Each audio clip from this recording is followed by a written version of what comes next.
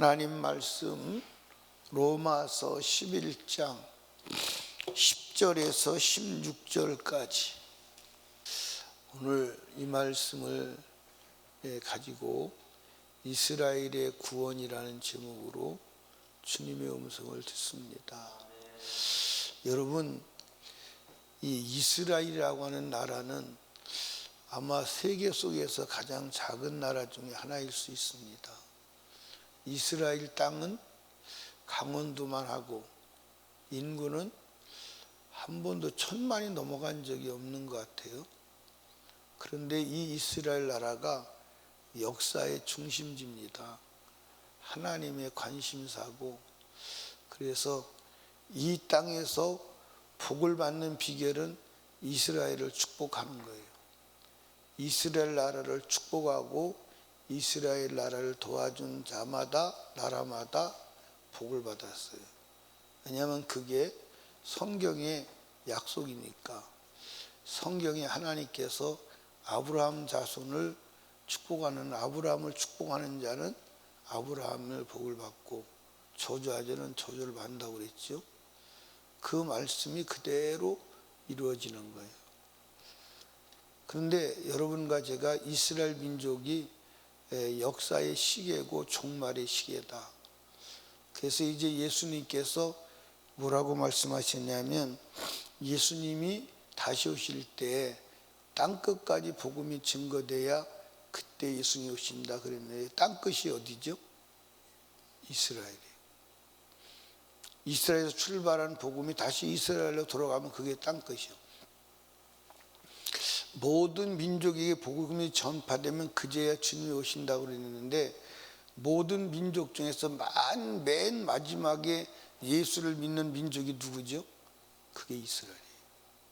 그런데 지금 이제 이스라엘에게 복음이 들어갔다는 거예요. 그런데 오늘 이제 그 로마서 1장에서 8장까지는 이방인의 구원에 대해서 말하고 있고요. 그 다음에 9장에서부터 11장까지는 이스라엘의 구원에 대해서 말하고 있는 거예요. 근데 오늘 본문에 보니까 이제 11절에 보면, 그러므로 내가 말하니 저희가 넘어질까 실족하이니 그럴 수 없느니라. 저희의 넘어짐으로 구원이 이방인에게 이르러 이스라엘로 시기나게 함이니라 그랬어요. 이게 무슨 말이냐면, 이스라엘 민족이 복음을 받아들여서 안 받아들였어요? 이스라엘 민족이 복음을 안 받아들였잖아요. 이스라엘 민족을 통해서 하나님이 인류를 구원하시는 게 하나님의 뜻인데, 그래서 이스라엘 민족을 통해서 누가 왔어요? 메시아 예수가 왔어요. 그런데 이스라엘 민족은 예수를 받아들였어요? 안 받아들였어요? 안 받아들이기만 하고 뿐만 아니라 십자가에 못 박아 죽였어요. 그리고 그 예수를 믿는 사람들을 어떻게 했어요? 핍박했어요. 그래서 이스라엘 민족이, 유대인이 예수를 핍박해서 예수 믿는 사람도 핍박을 했어요. 그래서 예수 믿는 사람들이 이스라엘 땅에 살 수가 없어서 어떻게 하죠? 전 세계로 흩어지죠. 흩어져서 복음을 이방인에게 전하는 거예요. 그런데 만약에 예를 들어서 이스라엘 백성들이 복음을 받아들였다면, 그들이 이방으로 핍박을 하지 않았다면 이방으로 퍼질까요? 안 퍼질까요? 안 퍼지겠죠. 그러니까 이스라엘이 복음을 받아들이지 않고 핍박하는 그것이 오히려 하나님께서 이방인에게 복음을 전하는 계기로 삼으신 거예요. 아멘. 그 다음에 이제 12절 보십시다. 저희의 넘어짐이, 저희가 누구죠? 유대인이 넘어짐이 예수 그리스도의 복음을 받아들이지 아니함이 뭐요? 세상의 부요함이 되며 저희 실패가 이방인의 부요함이 되거든 그랬어요. 그러니까 유대인이 넘어지고 유대인이 그리스도를 핍박하는 그것으로 인하여 이방인에게 복음이 넘어가서 이방인에게 하나님의 복음의 풍성함과 하나님과 화목함이 이루어졌습니다. 그러니까 바울 사도가 이방인의 사도지만 바울 사도가 유대인에게 복음을 전했어요? 안 전했어요? 전했어요. 그러니까 바울 사도는 가는 곳곳마다 누구한테 먼저 복음을 제시하죠? 유대인에게.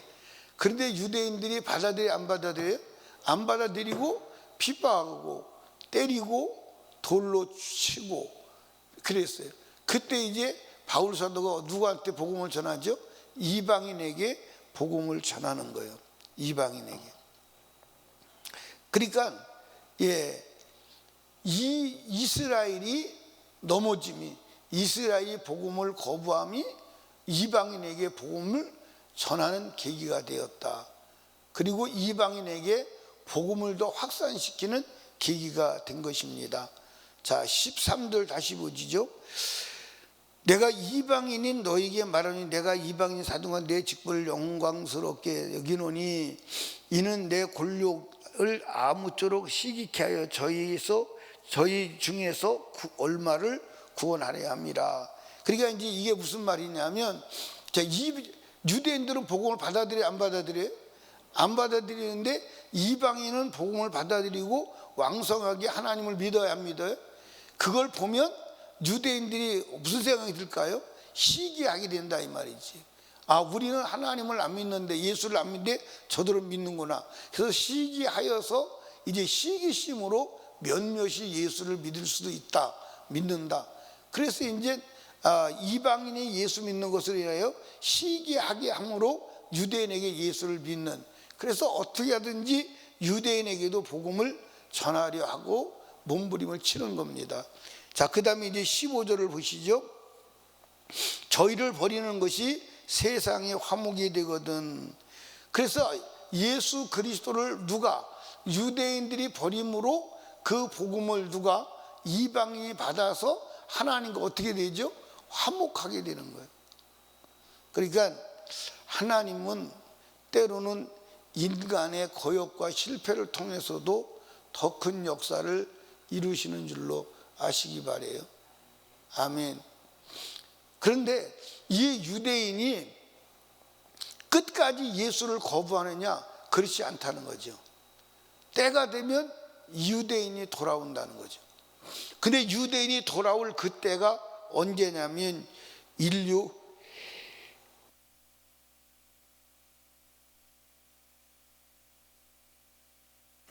종말의 때요, 마지막 때임을 아시기를 바래요. 그런데 지금 이제 유대인에게 복음이 들어가요, 안 들어가요? 유대인에게 복음이 이제는 많이 들어가요. 그런데 예수님께서 뭐라고 말씀하셨냐면, 이 유대인의 동네에 복음이 다 증거되기 전에 인자가 오리라 그랬습니다. 인자가 오리라.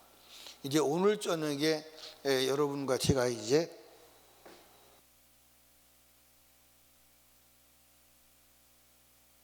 마지막 예수님이 재림할 때에 대해서 이제 말씀을 들으시게 되는데, 지금은 예수 그리스도께서 강림하실 시간이 다가온 줄로 믿으시기 바래요.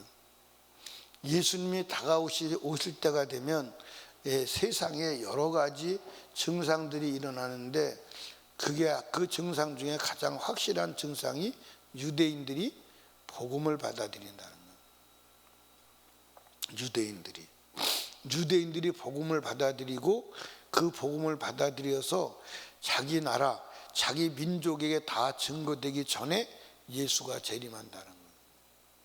그러니까 그 시간이 다가오고 있고, 그 다음에 이제 예수가 재림할 때에 주님이 입으로 직접 하신 말씀이거든요. 내가 다시 올 때 뭘 보겠느냐? 믿는 자를 보겠느냐? 믿는 자가 없다는 거예요. 내가 다시 올 때. 그러니까 다 뭐 하는 거죠? 영적 잠을 자는 거예요. 그러니까 사람들이 기독교라고 하는 종교의 이름을 걸고 있지만 실제로는 믿지 않는 거예요. 이스라엘 민족이 메시아를 기다렸지만 메시아가 올 때 메시아를 알아봤어요? 몰라봤어요? 네, 이스라엘 민족은 예수님이 오시기 전에 예수가 오시기를 학수기대하고 기다렸어요. 시오니즘을 만들어서 예수가 오심을 기다렸는데, 예수가 왔을 때 예수를 몰라보고 그 예수를 신성 모독죄로 십자가에 잔인하게 죽였습니다. 그러니까 예수님이 다시 오실 때도 믿는 자가 없고 예수를 기다리나 사실은 예수를 맞이하지 못하고 진짜 예수 믿는 자를 예수를 십자가에 못 박아 죽였던 것처럼 그럴 날이 옵니다. 그래서 그런 모든 것들이 준비가 되어 있어요. 그러므로 저와 여러분들이 예수 그리스도의 인류 역사의 시계는 누구다? 이스라엘이다. 그래서 이스라엘이 인류 역사의 시계요, 이스라엘이 우리들이 주님을 만날 준비하는 바로미터임을 아시기를 주님의 축복합니다. 그러므로 주님이 오실 때가 다 돼갈 때 우리는 더욱더 깨어서 기도해야 하는 줄로 믿으시기를 주님의 이름으로 축복합니다. 그래서 이제 우리가 지금 힘써야 될 건 뭘 힘써야 되느냐? 내 영혼을 지킬 뿐만 아니라 이스라엘 구원을 위해서 기도해야 돼요. 이스라엘 구원을 위해서. 아멘. 그것이 역사의 마지막이요, 하나님의 복을 받는 길임을 믿으시기 바랍니다. 저도 이렇게 가만히 돌아보면 이스라엘 선교에 대해서 그렇게 생각을 안 했던 것 같아요. 그리고 이스라엘에 대해서 기도를 많이 안 했던 것 같아요. 근데 이스라엘을 위해서 집중적으로 기도하고 마지막 이스라엘 복음을 위해서 하나님 앞에 충성해야 돼요. 그것이 마지막 주님 앞에 복받는 길이고 주님 앞에 인정받는 길임을 믿으시기 바랍니다. 그래서 땅끝까지 복음이 증거되어 예수가 와요, 안 와요? 그 땅끝이 어디라고요? 이스라엘이에요. 모든 민족의 복음이 증거되어야 돼요. 그 모든 민족 중에서 마지막 민족이 누구라고요? 이스라엘이에요. 그래서 이스라엘이 최후까지 복음을 받아들이지 않고 거부하는 거예요. 그런데 지금도 전통 유대인들은 예수를 받아들여요, 안 받아들여요? 안 받아들여요. 그런데 하나님이 유대인을 복음화시키는 작업을 어떻게 하느냐? 놀랍죠? 이 러시아에 유대인들이 많이 있었어요. 근데 러시아에 유대인들이 많이 있었는데 러시아의 유대인들이 예수를 믿어요. 극렬하게 믿습니다. 그런데 그 사람들을 이 유대인들이 다 자기 나라로 싣고 갔어요. 러시아에 있는 유대인들을. 그래서 러시아에 있는 유대인들이 어디 가서 이스라엘에 들어가서 예수 그리스도의 복음을 전하는 거예요. 근데 유대인들은 특별합니다. 제가 이제 이스라엘 가가지고 갈릴리에서 그 유대인들, 이스라엘 백성들에게 복음을, 예수를 믿는 유대인들에게 말씀을 증거했는데 그 유대인들이 거의 다가 본토 유대인이 아니라 러시아에서 온 유대인들이에요. 러시아에서 예수 믿다 온 유대인들이 본토에 실려갔는데 여러분들 어떻게 유대인들이 돌아갔냐면 비행기에다가, 화물칸 비행기에다가 여러분들 사람을 짐 실듯 쫙쫙 채우고 앉혀가지고 싣고 간 거예요. 그것도 007 작전하듯 실어다가 이스라엘에 이주를 한 거예요. 그게 이제 하나님이 이스라엘 민족의 복음을 전하기 위한 작전이었습니다. 그러니까 지금 이스라엘 안에는 그리스도를 믿는 믿음의 사람들이 많다, 안 많다? 많다. 그래서 이스라엘 이제 총리까지도 여러분들 예수 그리스도를 믿는데 우호적이고 이제 국가적으로 예수 그리스도를 믿는 것을 지원하는 단계에 이르렀어요. 그러니까 이제 여러분과 제가 우리가 생각하는 것처럼 그렇게 시간이 여기 있는 게 아니에요. 그러니까 예수 그리스도를 유대인들이 믿으면 그것이 인류 역사의 마지막 때다. 그게 성경의 기록임을 믿으시길 바랍니다. 그러니까 이스라엘에게 관심을 갖고 이스라엘이 어떻게 하느냐에 따라서 하나님의 시간표가 어떻게 흘러가느냐가 여러분들 보여지는 거예요. 그러니까 지금 이스라엘이 구원의 시간이 다가왔어요. 그러니까 인류의 역사의 종말의 시간도 가까웠다, 안 가까웠다? 그리고 우리는 깨어서 주님 맞을 준비하고 성령 충만하여 신부단장해야 될 시간이 온 줄로 아시기를 주님의 이름으로 축복합니다. 기도하겠습니다.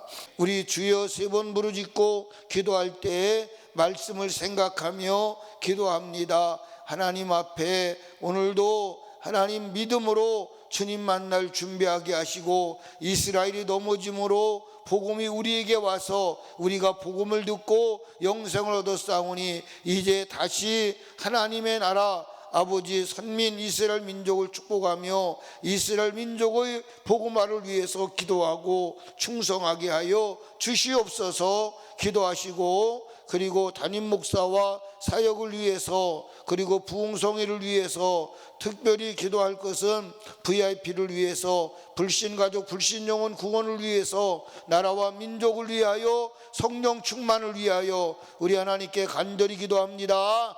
주여 주여 주여.